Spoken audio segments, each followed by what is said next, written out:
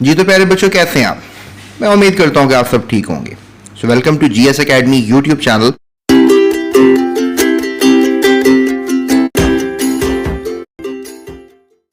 आज की वीडियो में बात करेंगे आपसे chapter number 8 force and pressure के ऊपर। इसकी एक्सरसाइज में मौजूद एमसीक्यूज को हल करेंगे और उनके सारे सवालों को प्रॉपरली समझने की कोशिश करेंगे। इसके अलावा short question answers, long question answers की वीडियोस भी मौजूद हैं। डिस्क्रिप्शन में एक लिंक है, उस लिंक को अगर आप क्लिक करेंगे तो आपको तमाम वीडियोस जो हैं वो मिल जाएंगी इजीली, फ्री ऑफ कॉस्ट। चलते हैं पहले सवाल की तरफ। जी तो प्यारे बच्चों, पहला सवाल ये किया जा रहा है, two equal forces act at the same time. दो फोर्सेस एक ही वक्त में एक्ट कर रही हैं। लेट्स से दैट हमारे पास ये कोई ऑब्जेक्ट है, इधर भी हम खींच रहे हैं, रस्सी लगा देते हैं इसको, यहाँ से भी खींच रहे हैं, ये भी फोर्स एक एक्ट कर रही है, ये भी फोर्स एक एक्ट कर रही है, दोनों eight the same time act कर रही हैं एट द स्टेशनरी ऑब्जेक्ट। और डेफिनेटली जब दोनों फोर्सेस इक्वल अमाउंट में लग रही हैं तो ये जो ऑब्जेक्ट है हमारा, ये अपनी जगह पे रहेगा। स्टेशनरी का मतलब है रुका हुआ, अपनी जगह पे रहेगा, but in the opposite direction. दोनों फोर्सेस एक इस तरफ लग रही है, एक इस तरफ लग रही है, तो ये ऑपोजिट इन डायरेक्शन है। Which statement describes the objects motion. अब ऑब्जेक्ट के मोशन को कौन सी स्टेटमेंट डिस्क्राइब करेगी? तो प्यारे बच्चों, object changes its direction. Direction तो कभी बदल नहीं सकता वो। The object accelerates. ऑब्जेक्ट अपनी जगह से हिल रहा है, मूव कर रहा है, बढ़ रहा है, मोशन दे रहा है? No. The object moves at a constant speed. और ये स्पीड से मूव कर रहा है। The answer is no. The object remains stationary. और ऑब्जेक्ट अपनी जगह पर रुका हुआ है और स्टेशनरी है।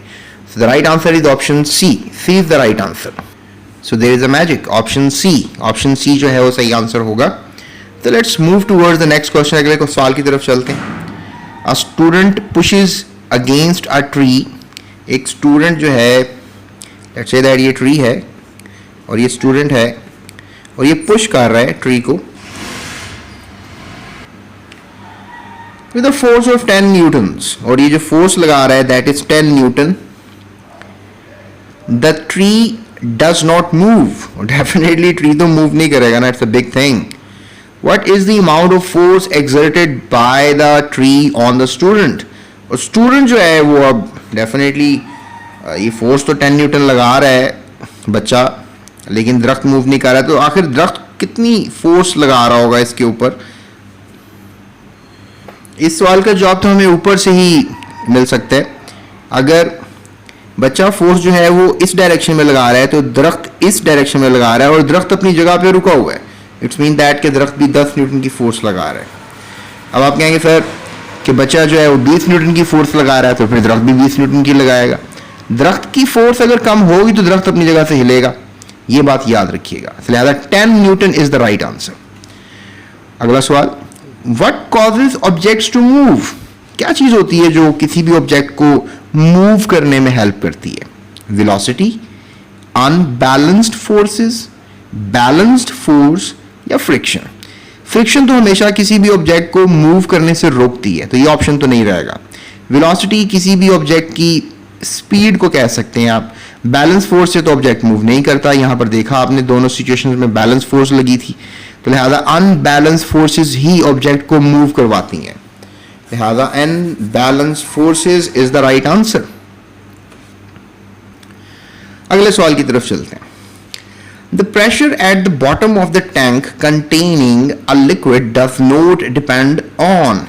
यानी आपके पास अब एक टैंक है, ठीक है, और उसमें कुछ पानी है, लेट्स से दैट लिक्विड है, और डेफिनेटली अब इस पानी की फोर्स है, एट द बॉटम भी फोर्स होगी। Area of the bottom surface, अब यहाँ पर बात हो रहा है प्रेशर की बात हो रही है। The pressure at the bottom of the tank, यानी यहाँ पे बॉटम पे कोई प्रेशर है उसके ऊपर बात की जा रही है। The pressure at the bottom of the tank containing a liquid does not depend. अब प्रेशर किस चीज पे डिपेंड नहीं करता है?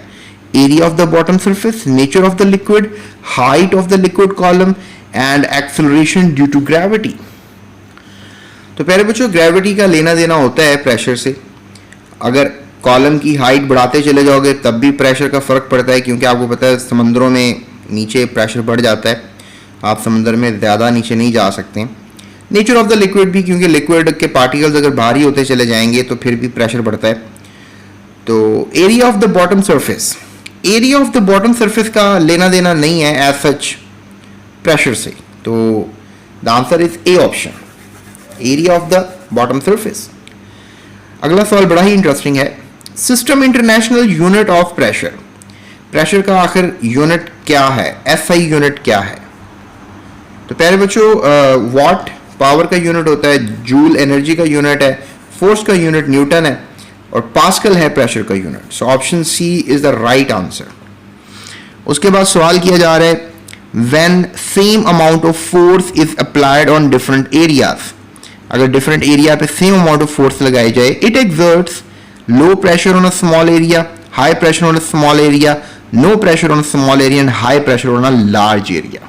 तो according to the law, high pressure on small area जो है ये रहेगा, याद रखिएगा, स्मॉलर एरिया जितना होगा उतना प्रेशर बढ़ जाएगा, और जितना डेफिनेटली एरिया बढ़ेगा तो प्रेशर कम हो जाएगा। तो ये तो जवाब नहीं हो सकता ये ऑप्शन, नो वाली तो बात कर ही नहीं सकते।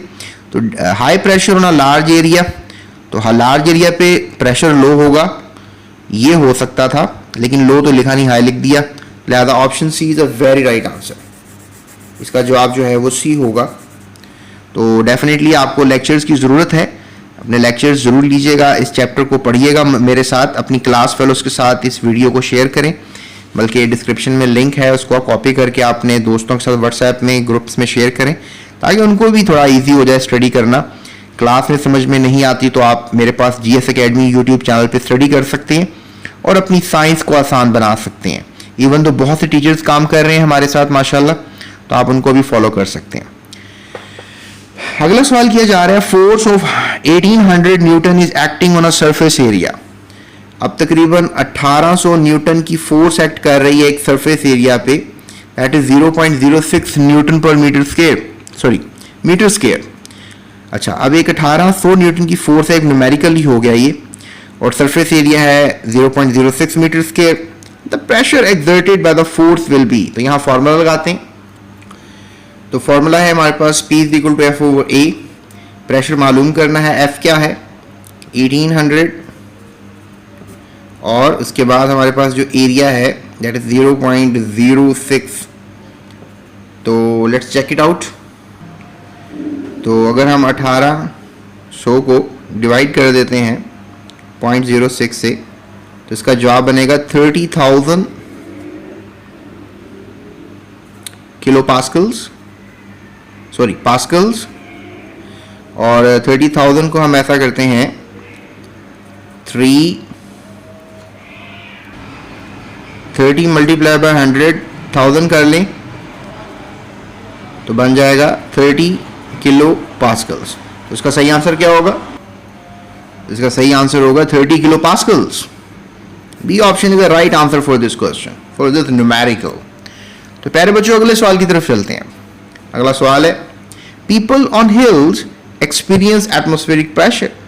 देखो, अगर आप हिल्स पे नहीं हो, पहाड़ों पे नहीं हो, नीचे ज़मीन पे हो, तो एयर कॉलम आपके ऊपर जो है वो थोड़ा होगा, सॉरी ज़्यादा होगा, और अगर आप यही पहाड़ों पे चले जाओगे तो एयर कॉलम कम हो जाएगा। तो अब यहाँ पर खड़े हो पहाड़ पर, और या ज़मीन पर खड़े हो, पहाड़ों पर नहीं हो, हिल्स पे नहीं हो, तो एयर कॉलम ज़्यादा होगा, प्रेशर ज़्यादा फील करोगे, हिल के ऊपर प्रेशर कम फील करोगे। तो लेट्स से दैट ये वाला जो एरिया है इसको हम सी लेवल कह लेते हैं। So people on hills experience atmospheric pressure more than that of the sea level, more तो नहीं होगा, less than that of sea level ये हो सकता है, सेम एज सी लेवल ये नहीं होगा, 4 times more than the sea level, तो मोर तो नहीं होगा, कम होने वाला है, तो कम से मुराद है B, less, B is the right answer. जी तो प्यारे बच्चों, अगला सवाल है, as we go up into the air atmospheric pressure increases, decreases, does not change, become 0 to the height of 1 kilometre. तो याद रखिएगा, जैसे हम ऊपर जाते हैं, हवा में ऊपर की तरफ जाते हैं, तो एयर कॉलम कम होना शुरू हो जाता है ना, यहाँ पे खड़े हुए हो तो एयर कॉलम क्या होगा, कम हो जाएगा, तो प्रेशर जो है वो क्या होगा, डिक्रीज करेगा, एटमॉस्फेरिक प्रेशर डिक्रीजेस। बाकी लिखा हुआ नॉट चेंज, ये हो नहीं सकता, इंक्रीज तो करता नहीं है, become 0 at the height of 1 kilometre की हाइट पे ऐसा नहीं होगा, इसका सही आंसर बी ही होगा, so B is the right answer. तो पहले बच्चों नेक्स्ट वीडियो में शॉर्ट आंसर्स का आपको जवाब मिलेगा। शॉर्ट आंसर्स के लिए अभी आपको थंबनेल नजर आ रहा होगा, थंबनेल पे क्लिक कर लें या फिर डिस्क्रिप्शन में लिंक है, वहां से आप वीडियो को फॉलो कर सकते हैं। आई बटन पे भी मैंने लिंक दिया हुआ है। So that's it, thank you so much. अपना ख्याल रखिएगा, इस चैनल का भी जाते सब्सक्राइब लाजमी कीजिएगा। That's it, thank you so much, Allah Hafiz.